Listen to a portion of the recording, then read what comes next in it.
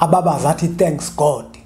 Engivele ngibone ngithi hey madoda lo muntu lokusenzima kakhulu. Athi uNkulunkulu unamandla.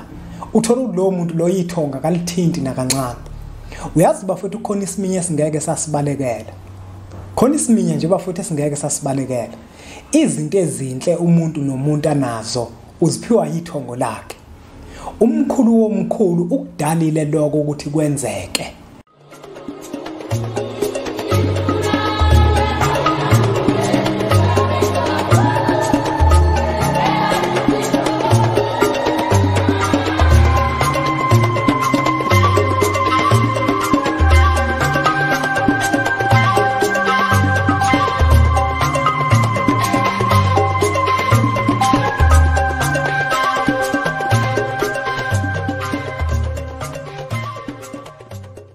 Kwathi ngithi kunina benkashana kaMenzi yaphuza umlazi angameva yabhula umlilo ngamahlamvu abanye bocima ngamanzi. Nina belembe leqamanya amalembe ngokukhalipha ushaka kashaka ngemanzi ngesaba ukuthi ushaka kuyinkosi yasemashobeni. Anginibingelele umhlaba wonke nasendaweni zonke laphunyela khona lo mfanekiso oqoshiwe ibizo lami ngumlekeleli wakambanjwa impunga yesintu. Kanti insizwa zingibiza ngonduna kaNdaba untombezi yamncumela insizwa ziyamkhombisa lona esincane saphuma ehlathini ekseni ngovivi savuthulula. Ngoba sigcwele amabethe ngikhole likholwa ngenhliziyo engalibhadla kancane esontweni ukugxamgxama umsathenga kanela khalathi ngahamba litheselo sitha lathi ngahamba. Angiphinde futhi ngikwamukele nawe ukuthi usanda kusijoyina la kwi-channel yethu Impunga Yesintu TV. Ngiyacela futhi ukuthi usubscribe kuyona i-channel yethu le ukuze yonke imifanekiso eqoshiwe siyifakayo ikwazi ukuthi ifinyelele kuwe isashisa. Uma ukuthi umusha ke kule channel bafowethu soke sikhuluma isiminya siqondisane ngezinto eziningi uthola ukuthi zithinta impilo zethu ngokwesintu. Sike sicancathane ke futhi bafowethu ngokubuka nje ngamehlo omqondo sibuka ngesikhaza sendulo okuwukuthi okhokho bethu babekade behamba kuphi thina sesihamba kuphi kule nkathi namuhla. Kuningi ke bafowethu sike sikhulume ngako. Namuhla ke ngeimpunga yesintu khona into engifisa ukuzoyibalula bafowethu. Engeke ngithi mangiyibona noma ngizwa bese ngiphatha kabuhlungu ngoba ngisuke ngibona ukuthi isizwe esimpisholo siyadunguzela kakhulu. Uyazi ukuthi lokuthi umuntu kukhona okuthile mhlamba nako. Umuntu mhlambe uthole umsebenzi. Uthola ukuthi umuntu mhlambe uthenge imoto. Uthola ukuthi umuntu mhlambe kukhona ibusiness elithile mhlambe asekwazi ukuthi aliqale libe impumelelo. Kuningi engakubala uthola ukuthi khona izinto ezinhle umuntu ezenzakalayo phezulu kwempilo yakhe. Kodwa mina kube kungiphathe kabuhlungu bafowethu ukubona abantu uthola ukuthi umuntu mhlawumbe usethenga imoto noma ngabe kwenzeke ini kuyena enhle kodwa athi umeqale bonge babaza ababazi athi thanks God. Engivele ngibone ngithi hey madoda lo muntu lokusenzima kakhulu. Athi uNkulunkulu unamandla. Uthola lo muntu lo yithonga kalithinti nakancane. Uyazi bafethu khona isiminye singeke sasibalekela. Khona isiminye nje bafethu singeke sasibalekela. Izinto ezinhle umuntu nomuntu anazo uziphiwa yithongo lakhe. Umkhulu womkhulu ukudalile lokho ukuthi kwenzeke. Ubona iningi labantu bafowethu aliyi phambili, iningi labantu akuphumeleleki. Uthola ukuthi umuntu ufundile wagogoda. Yingoba ngenkathi eseqeda ukufunda wahamba yena wayesontweni ofike waguqa wathandaza wathi uyabonga kumkhulu womkhulu. Kanti umkhulu womkhulu akakudalanga lokho ukuthi kwenzeke kanjalo. Umkhulu womkhulu wadala ukuthi umuntu nomuntu impilo yakhe njengoba isekelwe yithongo ilone kumele ukuthi alituse ngako konke okuhle kwenzakalayo phezukwane. Kodwa ke bafowethu nathi asizenze into eziningi ezenzakalayo empilweni zethu. Ikona ungacaciseleki nokuduswa kwesizwe sethu thina njenganabantu abampisholo. Uzokhumbula ukuthi imiqondo yethu vele yasontwa yathi ngasonto imiqondo yethu yabe sibheka kwenye indawo engafanele ukuthi ibheke kuyona. Kungiphatha kabuhlungu ngempela bafowethu ukubona abantu bebabaza umdali wezinto zonke kuphela kodwa izinto uthola ukuthi bazenzelwa amathonga lele phansi kothulo omhlaba. Omunye umuntu uzothi impunga yesintu ikhuluma kanjani ngoba phela umdali mkhulu kunethongo. Yebo umdali mkhulu kunethongo ngoba uyena owakwazi ukuthi alidale kodwa kulidaleni kwakhe ithongo waphinde wadala futhi ukuthi lona elokwazi ukuthi lenzele umuntu yonke into ayobe idinga ngaleso sikhathi. Uma kuukuthi uyakuphika lokho umbukelo wempunga yesintu TV ngikushoyo. Yini enza ukuthi manifike esontweni ni10 nifike nigoqe nithandaze bese emva kwaloko nicele nonke. Kodwa uma senicelile nonke izinto zingenzeki kunina ngesikhathi esisodwa kube kuthiwa kodwa umkhulu bathanda bonke abantu bakhe. yini enza ukuthi izinto zingenzeki ngendlela eyodwa. Lokho akukuvezela ukuthi ngempela impilo yakho wena njenganomuntu ompisholo inqike inkomo kubantu abangasekho. Lokho bafowethu asingalinge sizenyeze ngako ngoba yinto edaliwe umkhulu womkhulu ukuthi ithongo nethongo elembethe umuntu ilone lokwazi ukuthi limkhanyisele lezo zinto.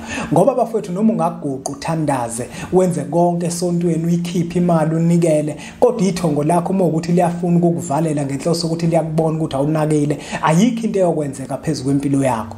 Kungiphatha kabi kakhulu ngempela bafowethu ukubona abantu bebabaza uNkulunkulu kunokube bababaza amathongo ngoba amathongo iwona uNkulunkulu lo abambabazayo okuyena owanikeza amandla ukuthi phezulu kwempilo zabo iwona yobusa.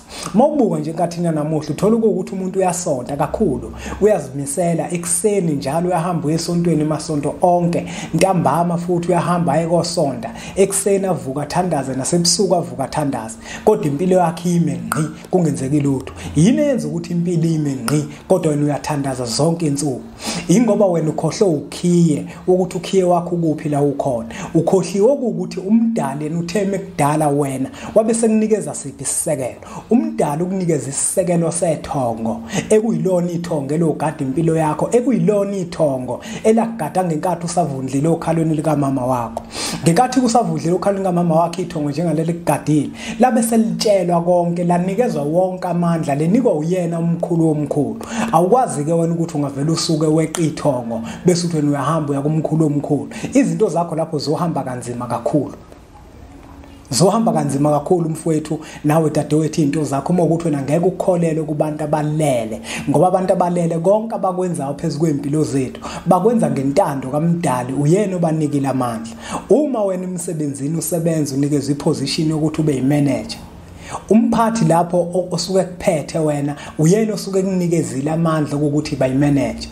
Abasebenzi bonke abareporta kuwena bakwazi ukuthi bangafele bahambe baye kuyena kodwa into ekufuneka bayenze kufanele ukuthi beze kuwena ngoba wena amandla wanikiwe amandla ukuthi wena uyokwazi ukuthi ubahole ubenzise yonke into ekufanele ukuthi ubenzise yona. Kanjalo ke bafowethu nasethongweni umkhulu womkhulu udalile ukuthi umuntu nomuntu ophila phansi komthunzi welanga izinto zakhe uyozenzelwa yithongo lakhe ekuyilona eliphethe impilo yakhe. Hayi bafowethu ngimpunga yesintu mina ngiyafisa ukuthi abantu bake bacaciseleke ukuthi ithongo bafowethu yilona ekufanele ukuthi ulituse uma kukhona into enhle eyenzakalile kuwena ngoba uma ungalitusi ithongo lokwazi ukuthi ithongo livele lidonsa inyawo emva kwaloko impilo yakho bese ingasayi phambili. Uzokhumbula bafowethu ukuthi la ku channel lethu impunga yesintu TV sikhuluma izinto zesintu sethu nangendlela yasendulo ukuthi okhokho bethu babekade behamba kanjani okhokho bethu babekade bephila kanjani bese nathi siyayibuka indlela esiphila ngayo ukuthi le ndlela esenza ngayo kungabe ngekeni isiqhathi namathonga alele phansi kothula umhlaba. Uma ke bafowethu sisazoqhubeka sikhonza izithixo esizikhonzayo siphinde futhi sibonge zona hayi bafowethu akakazuhamba kahle. Ngiyazi ukuthi le nkulumo engiyikhuluma mhlambe kuwena ayizwakali ngoba iyiqiniso kanti iqiniso lifana nabasemzini endlebeni zakho alikwazi ukuthi malifika bese wena ufika ulamukela. Ngiyacela ke bafowethu ukuthi umuntu nomuntu obukile lo mfanekiso oqoshiwe awudlulisele nakwabanye ukuze nabo bazi futhi bakhanyiseleke baqonde ukuthi yonke into eyenzeka kumuntu ompisholo usuke iphiwa yithongo noma ngabe yini noma ngabe uguqile wathandaza kodwa isinqumo sokugcina sithathwa yithongo. Umkhulu womkhulu akakwazi ukuthi akwehlisele izinto ithongo lakho lingavumanga. Baningi abantu esebehambile baye emasontweni bayozicelela baguqa bathandaza kodwa izinto zabazenzeki ingoba bona balahla ukhiye wasemsamu ngezikhathi zasendulo. Ukuthandaza kwakade kuyini na? Ukuthandaza ngezikhathi zasendulo kwakuguqa emsamu okanye uhlale phansi uzithobe ushisa impepho okanye uphahle okanye uthemeleze. Hayi bafuthu angageqa amagula ngeimpunga yesintu ngoba angemuki kodwa inhloso yami enkulu ngalomfanekiso oqoshiwe ukubuyisa isizwe sikaPhunga noMageba endleleni yaso nasendleleni kwade ihamba okhokho baso ukuthi abantu bafowethu ababatshazwayo nekufanele sibatuse bakhona izinto ezinhle ezenzakalile empilweni zethu amathonga lele phansi kothula umhlaba. Ngimpunga yesintu nje mina njenganibona isiphandla lesi ngangikade ngothi usithongo lami kuyilona engikholelwa ukuthi lingembethe ekuyithongo labofuze ngobonga konke okuhle elingenzela kona yonke into bafowethu ethongweni kuyabongwa. ningawalaleli lawo mampunge athi ethongweni akubongwa. Amampunge lawo yilabantu abangasazi isintu laba abachaza leyo nto ukuthi ethongweni akubongwa. Ungangabonga kanjani ukubonga kuyinto enhle kangaka ngoba mawubonga ethongweni usukulitusa lapha ithongo ukhombisa ukuthi konke likwenzela kona uyakuthakaselela wena njenganomuntu. Hayi bafuni bengithenga ngigeqa amagula. Ngiyacela ukuthi niqhubeke nisubscribe ku-channel yethu Impunga Yesintu TV bese siphinde futhi umfanekiso oqoshiwe udlulisele nakwabanye abantu ngoba masenza njalo nakubona uyokwazi ukuthi ubaphilise. Ake sithi ke nje impunga. Wayengibeke inkalo nami ngimbeke yami emahlombe. Wayengibeke inkalo nami ngimbeke yami emahlombe. Wayengibeke inkalo nami ngimbeke yami emahlombe. Wafika inyoni yahlala phezu kwethu. Wafika inyoni yahlala phezu kwethu.